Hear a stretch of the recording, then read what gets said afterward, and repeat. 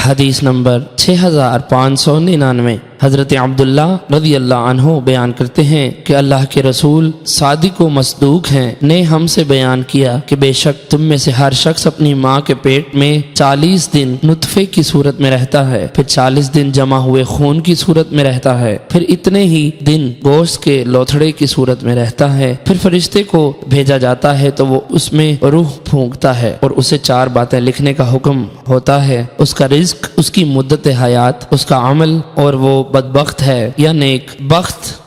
بخت، اس ذات کی قسم جس کے سوا کوئی معبود نہیں۔ بے شک تم میں سے ایک شخص اہل جنت والا عمل کرتا ہے حتیٰ کہ اس کے اور جنت کے درمیان ایک ہاتھ کا فاصلہ رہ جاتا ہے، پس اس پر تقدیر غالب آتی ہے تو وہ جہنمیوں والے کام کرتا ہے اور جہنم میں داخل ہو جاتا ہے، اور ایک شخص جہنمیوں والے اعمال کرتا رہتا ہے حتیٰ کہ اس شخص اور جہنم کے درمیان ایک ہاتھ کا فاصلہ رہ جاتا ہے، پھر اس پر تقدیر غالب آتی ہے تو وہ جنتیوں والے اعمال کرتا ہے اور یوں جنت میں داخل ہو جاتا ہے۔